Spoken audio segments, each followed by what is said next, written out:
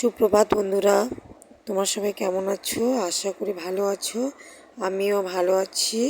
দেখো, সকাল সকাল উঠে আমি সর্বপ্রথমে আমার ঘরগুলোকে ঝাড়ু দিয়ে নিচ্ছি। এরপর আমার অন্য অন্য আরও কাজ আছে, সেগুলো আমাকে করতে হবে। এই জন্য তাড়াহুড়ো করে ঘর ঝাড়ু করে নিয়ে এদিকে দেখো বিছানা গোছানো শুরু করে দিলাম। তা বিছানা গোছাতে গোছাতে আমার ছেলেকে আমি বললাম এদিকে ব্রাশ করতে। ও যে কী করছে সেটা বুঝে উঠতে পারছি না, কারণ বিছানা সকাল সকাল না গুছিয়ে বাইরে বের হলে এটা অনেকটা টাইম পড়ে থাকে। তো এটা আমার ভালো লাগে না, কার ভালো লাগে জানি না। তো আমি সকাল সকাল বিছানাটাকে গুছিয়ে নিয়েই তারপর ঘর থেকে বেরোই। এই বিছানা গোছানো শেষ হয়ে গেল। বের হয়ে দেখি ছেলের ব্রাশ করা শেষ হয়ে গেছে, ওর মুখটা ধোয়াও শেষ হয়ে গেছে। তো আমিও এদিকে ব্রাশটা করে নিলাম। দেখো ছেলেকে দেখি বিছানায় বসে আছে। সর্বপ্রথমে এসে ওকে আগে এক গ্লাস জল দিলাম। খালি পেটে জল খাওয়াটা খুবই ভালো, বাচ্চাদের পক্ষে তো খুবই ভালো। এখন থেকে অভ্যাস না করলে এটা পরবর্তীতে মুশকিল হয়ে যায়, গ্যাসের সমস্যা হয়ে যায়, কারণ বাচ্চারা অনেক কিছু জিনিস খায়। দেখো এদিকে ওর জন্য আমি হরলিক্স নিয়ে এসেছি, হরলিক্স আর বিস্কুট, এদিকে আমার জন্য চা। তো দুজনে বসে এখানে খাবো। ছেলের এটা পড়ার ঘর। দেখো ওখানে পড়ানো শেষ করে স্নান করে মন্দিরে এসেছি পুজো দিতে। তো দেখো আমাদের ভোলে বাবার সাথে মা মনসার মন্দির পাশেই, মাঝখানে পাঠ করানো আছে। তো যেহেতু আজকে আমি পুজো দিব, তো দেখো আমার ছেলেও আমার সাথে আসছে। জানোই তো বাচ্চা থাকলে যা হয়। আমার দুজনেরই পুজো দেওয়া শেষ হয়ে গেল। আমরা এখন যাব লক্ষ্মীর ঘরে, মানে লক্ষ্মীর মন্দিরে, যেখানে লক্ষ্মী ঠাকুর আছে। তো দেখো এখানে আমার পুজো দেওয়া এখানেও শেষ। তো এসে এখানে দেখো এই যে লক্ষ্মী ঠাকুরের আছে। এখানে দেখো মা লক্ষ্মীকে দেখালামই। এখানে দেখো গোপাল, দেখো আমার গোপু সোনা, এই দেখো রাধাকৃষ্ণ। মোটামুটি যতটুকু ঠাকুর থাকা দরকার করে ততটুকু আছে। দিয়ে পুজো সেরে রান্নার কাজে এসে গেছি। বুটের ডাল সর্বপ্রথমে সেদ্ধ করে নিবার জন্য প্রেসারে বসিয়ে দিলাম। তারপর আমার কাজ শুরু করে দিলাম। মেয়েদের রান্না করাটা এটা একটা অন্যরকম জিনিস, মেয়েদেরকে রান্না করতেই হবে। যাই হোক, তো রান্না করা আমার খারাপ লাগে না, ভালোই লাগে। তো রান্না করতে করতে অনেক সময় একাকিত্ব মনে হয়, আমার বাবার কথা মনে পড়ে। আজ বাবার থেকে আমি কতদিন হয়ে গেল বঞ্চিত আছি বাবার আদর থেকে। বাবাকে দেখতে পাই না। প্রায় 8 বছর থেকে বাবা আমার থেকে অনেকটা দূরে না ফেরার দেশে চলে গেছে, যেখান থেকে আর কখনো সে আসতে চাইলেও আসতে পারবে না, আমরা দেখতে চাইলেও দেখতে পারবো না। তো ছোটোর থেকে খুব কষ্ট করে বড় করেছে আমার বাবা মা দুজনে মিলে। তবে মা তো আছে এখন বর্তমান, কিন্তু বাবা তো নেই। কিন্তু হ্যাঁ, বাবাকে আমি বাবার সাথে খুব আনন্দ ফুর্তি করতাম আর বন্ধুত্বসুলভ ব্যবহার করতাম। বাবাকে এতটাই মিস করি এখনও, সেটা বলার মতো না। বাবার কথা বললেই, মনে পড়লেই চোখে জল আসে। কেউ যদি আমাকে কখনো দুঃখ দেয়, মনে হয় হয়তো আমার বাবা থাকলে এটা কেউ আমাকে বলতে পারতো না, এরকম মনে হয়। বা অনেক সময় মনে হয় যে সবার বাবাকে দেখি, বাবা হাত ধরে যায়।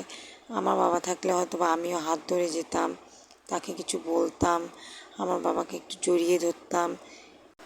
যার বাবা আছে সে হয়তো বা আমার কথাগুলোকে অনুভব করতে পারবে না, কিন্তু যার বাবা নেই সে অবশ্যই আমার কথাগুলোকে অনুভব করতে পারবে। বাবার কথা মনে পড়লে যে চোখ দিয়ে জল আসে, সেটাও তারা অনুভব করতে পারবে। বাবা মানে এক টুকরো ভালোবাসা, এক মুঠো ভালোবাসা, সর্ব পৃথিবীটা বাবাকে ঘিরে। বাবা মানে বট গাছ যেরকম ছাতার মতো করে থাকে, তার ডালপালা ঘিরে, ঠিক সেরকমই বাবা হয়। কথা বলতে বলতে দেখো আমার রান্না এদিকে শেষ। কী কী রান্না করলাম, পটল ভাজা করেছি, বুটের ডাল করেছি, আর এদিকে একটা সবজি করেছি, কচুর সবজি করেছি, আর ভাত করেছি। ডালটা দুভাগে ভাগ করেছি, কারণ রাত্রেবেলায় এই ডাল দিয়ে পরোটা খাওয়া হবে, এই জন্য আলাদা করে ভাগ করে রেখেছি নষ্ট না হয়ে যায়। তো দেখো এদিকে আমার ছেলে খেতে বসছে। তো দেখো ছেলেকে খাইয়ে তারপর আমি কিন্তু প্রতিদিন খাই। তারপর দেখো আমি খেতে বসছি। আর আমি কিন্তু একা কখনো খাই না, সাথে আমার শাশুড়ির সাথেই একসাথে খাই, মানে মা, যাকে আমি মা বলে ডাকি। এইবারে বাবাকে আমি বাবা বলেই ডাকি, যেহেতু আমার বাবা নেই আর বাবার জায়গা, বাবাকেই তো বাবা বলে ডাকতে হয় শ্বশুরমশাইকে। তো বাবার জায়গাটা বাবাকে এইভাবেই বাবাকেই দিয়েছি। ভাবি যে এইটাই আমার বাবা, আমার তো আর বাবা নেই, বাবা করে তো ডাকতে ইচ্ছা করে।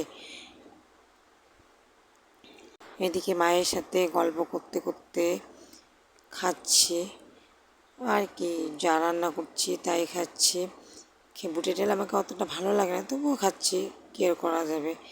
দেখো খাওয়া দাওয়ার পর ছেলেকে ঘুমিয়ে দেওয়ার পর এদিকে বিকেল হয়ে আসছে। আকাশটা দেখো ভালোই আছে, জানি না রাত্রি কী হবে, বৃষ্টিও হতে পারে। তোমার সবাই দেখতে পাচ্ছ আমি এদিকে রেডি হয়ে গেছি। আমি এখন একটু বাজারে যাব। দেখো সন্ধ্যা হয়ে আসছে, বাজারে গিয়ে কী কী করবো একটু দেখো, কী কী আনবো। এদিকে দেখো আমার ছেলেও রেডি হয়ে গেছে, কারণ এই তো আমার লেজ ছাড়বে না পিছে।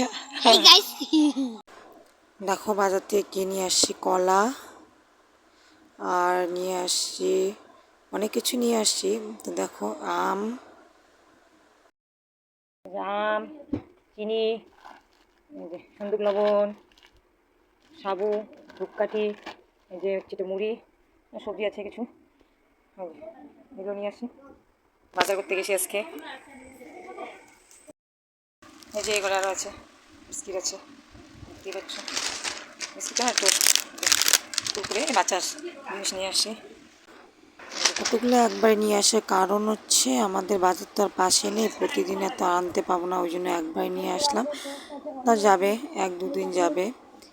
তো ও দেখছে কী কী নিয়ে আসছি, ওখান থেকে ওই নিয়ে আসছিলো, কিন্তু ওদিকে তো তাকিয়ে দেখেনি কী কী নিয়েছি। দেখো ও নিয়ে এসে একটু বই পড়িয়ে রান্না বসিয়েছি। দেখো আলুর চপ করেছি, এদিকে সিদ্ধ ভাতে করেছি আজকে, বেশি কিছু করিনি, আলু সিদ্ধ দিয়েছি। তাহলে বন্ধুরা তোমরা দেখতেই পারলে আমি বাজারে গিয়েছি, বাজারে গিয়ে কী কী কেনাকাটা করলাম না করলাম সব কিছু তোমরা দেখতেই পারলে। ওগুলো নিয়ে আসলাম, এসে ছেলেকে একটু পড়ালাম, পড়ানোর পর রান্নাবাড়ি করছি। তো আমার রান্না প্রায় শেষে, দেখছো চপ ভাজছি, তোমাদেরকে আমি চপ ভাজা শেয়ার করলাম। তা তোমরা দেখলেই আমার সারাদিনে কী কী করলাম না করলাম। আর ভিডিওটাকে বেশি বাড়াচ্ছি না, যেহেতু আমার নতুন চ্যানেল, সবাই আমাকে সাবস্ক্রাইব করবে আর লাইক কমেন্ট করবে, ভালোবাসা দেবে। আমি তোমাদের নতুন নতুন ভিডিও দিব, দেওয়ার চেষ্টা করব, বেশি বেশি করে ভালোবাসা পেলে। এই বলে আজকের ভিডিওটা এখানেই শেষ করছি। ভালো থেকো, বাই বাই।